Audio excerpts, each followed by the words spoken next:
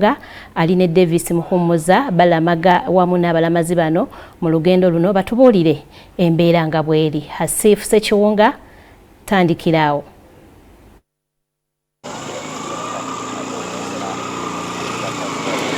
Televu ebalenyo Evelyn Nakyejo n'omulabe mulungi yeekuumidde ku mawulire gambuuzi. Olugendo lwaffe twajja e Nebbi olunaku lw'eggulo jjukira twasuze Kasana Luweero. Olwaleero tusuze wano w'obulenzi ku kanisa oba ku Ecclesia eya St. Joseph Catholic Church. Awo tugenda okusinziira okuba nga tutuusako embeera nga yonna nga bwetambudde. Abalamazi bali mu mbeera nnungi nnyo, buli kimu kitambulira ddala bulungi. Tusobodde okutambula jjukira okusinziira ku nteekateeka twabadde tulina okutambula olunaku olw'eggulo okutuukira ddala wano w'obulenzi, naye engeri enkuba gye yatonye ne tutataaganyaamu ne basalawo basooke balusalemu wakati tusobole okuba nga tusula e Kasana Luweero we twasuze olunaku lw'eggulo ku diocese, ate olwaleero tulutambudde okulutuusa wano ew'obulenzi. Tugenda kuba twegattibwako omubaka ow'ekitundu. Jjukira wano tuba tuyingidde Katikamu County South, era omubaka Hassan Kirumira wali nnyo ayaniriza abalamazi bano ate ng'alina obubaka obw'enjawulo bw'ayagala okutuusa ku bantu n'abalamazi bonna okutwalizamu.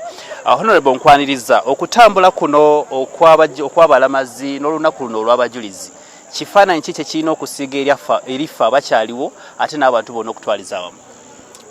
Omulimu guno mulimu gwa Katonda.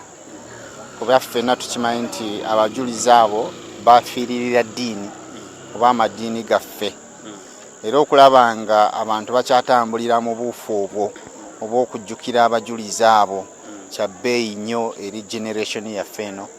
Ew'obulenzi ndowooza ffe tulidde empanga kubanga tusuze n'abantu abajulizi abaana bakadde baffe abalamazi abavudde Nebbi nga basuze mu kibuga w'obulenzi wano ku St. Joseph ku Sekanusu kya bbeeyi nnyo eri abantu baffe.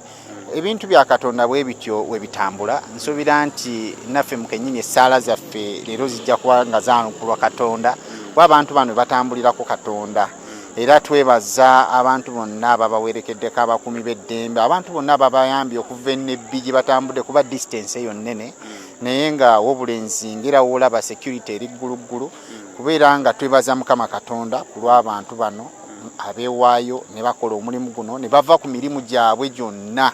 Oyo nno ye Mukama Katonda alina okuba nga atenderezebwa ebbanga lyonna lubeerera na lubeerera.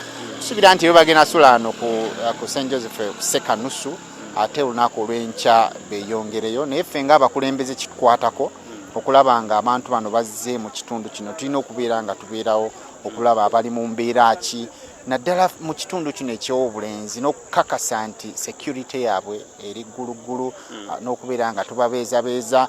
Emisa egenda kukeera ku makya nnyo tugenda kubeerawo, era tujja kubeera nga tusaba nabo making sure nti olugendo lwabwe ate era tubasiibula beeyongereyo. Honorable, abajulizi abafiirira eddiini yaabwe, ekikolwa ekiraga okubanga omuntu mumalirivu, kikolwa ekiraga obwesimbu, kikolwa ekiraga amazima.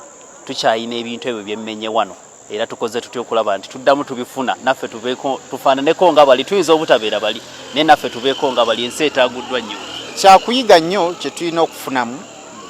Oba olyawo generation yaffe eno erina okusooka n'etegeera lwaki abantu abo bafiiririra ensi eddiini yaabwe, naye eno generation eyaffe naddala abaana kaakati balina okukitegeera nti eddiini kintu kikulu nnyo mu nsi.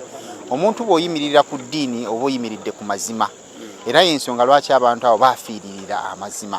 So ffe nga kati abaliwo tulina kubeera nga tujjukira na kucelebratinga bazira baffe abo abaasalawo ne bafiiririra eddiini zaffe. Ate nno buli ddiini munnange kyenkana abantu babatta. So kya bbeeyi nnyo okulaba nga tulina abantu bwe bati, abantu from all walks of life bakuŋŋaana, era nsuubira nti Namugongo ku luno kigenda kubeera nga kya bbeeyi nnyo. Ntegeezebbwako nti ab'e Nebbi bagenda okubeera nga batukulembera ne Namugongo. Kya bbeeyi nnyo, era tugenda kubeera nga gye tuli kubeera nga tutendereza Mukama Katonda n'okujaguza n'okusaba Mukama Katonda abajulizi baffe abo yonna gye yabatwala abeere nga abakuuma mirembe. Tuyanza gwebalenyo Honorable, ye Honorable Hassan Kirumira omubaka owa Katikamu South County. Kakati mwe tusuze olunaku olwaleero. Tugenda batusinzira wano olunaku olw'enkya ku ssaawa 4 mawulire ageesigika tujja kuba tufuna akulembeddemu abalamazi agenda okutunyonnyola ku nteekateeka. Jjukira zaakyuseemu. Twabadde tulina kusula wano olunaku lw'eggulo, naye oluvannyuma lw'okutaataaganyizibwa kw'enkuba ne basalawo tusooke tusule Kasana Luweero, ate olwaleero tusule wano olw'enkya. Tusuubira okuba nga tujja kuba tusula mu bitundu by'Ebbombolo ku Mande asinga tunaba tutambudde tujja kuba tuyingira Matugga ate tusobole okuba nga tuyingira ekibuga Kampala okutwalizaamu. Nkomyewo gy'oli Evelyn Nakyejo, mawulire gambuuze g'oli mu kulaba. Nze Hasifu Ssekiwunga ndi ne Davis Muhumuza ne Musoke Richard. Kale weebale nnyo Hasifu Ssekiwunga, Davis